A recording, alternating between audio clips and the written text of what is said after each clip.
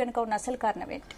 So 3-4 issues ఉన్నాయి స్పందన CLP meeting కి సంబంధించి. ఒకటి, ప్రభుత్వ పథకాల్ని ప్రచారం చేయడం అన్నది మెయిన్ కాన్సెప్ట్. ప్రభుత్వం తీసుకున్న పథకాల్ని ప్రజల్లోకి వెళ్లేలా చేయడం. రెండవది, ఎమ్మెల్యేలకు మంత్రివర్గ విస్తరణకు సంబంధించి వరుసగా రోజుకొకళ్ళు మాట్లాడుతున్నారు. కోమటిరెడ్డి రాజగోపాల్ రెడ్డి, మల్రెడ్డి రంగారెడ్డి, ఆ తర్వాత ప్రేమ్ సాగర్ రావు, మంచిర్యాల ఎమ్మెల్యే ప్రేమ్ సాగర్ రావు, తర్వాత వివేక్ వెంకటస్వామి, అందరు కంటిన్యూస్ గా రోజుకో స్టేట్మెంట్ చేస్తున్నారు. ఇవన్నిటికీ తెరపడాలి. ప్లస్ హెచ్సియు ఇష్యూ తర్వాత ప్రభుత్వ ఇమేజ్ కొంచెం తగ్గినట్టు ఫీలింగ్ వచ్చింది. సో ఎమ్మెల్యేలకు కూడా ఒక బూస్టప్ ఇవ్వాలి. ఈ అన్ని కారణాలతో ఇవాళ మంత్రివర్గ సమావేశం జరిగింది.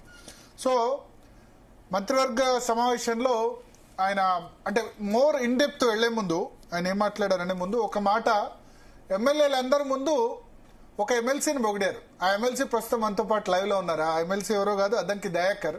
ఆయన ఏమని చెప్పారంటే, అద్దంకి దయాకర్ను చూసి అందరు నేర్చుకోవాలి, ఎమ్మెల్యేలైనా పార్టీ నేతలైనా ఓపిక ఉండాలి. ఆయనకి ఎమ్మెల్యే టికెట్ రాలేదు, మళ్ళీ ఎమ్మెల్సీ ఇద్దాం అనుకుంటే అది కూడా రాలేదు, చాలా ఓపికగా ఉన్నారు. అందరు ఆదర్శంగా నిలుచుకుంటే, ఓపికగా ఉంటే అవే పదవులు వస్తాయి. సో పదవుల గురించి మీడియాలో మాట్లాడితే కాదు, నెగటివ్ గా పార్టీ గురించి మాట్లాడడం సరికాదన్నారు. సో మనతో పాటు అద్దంకి దయాకర్ ఉన్నారు. దయాకర్ గారు,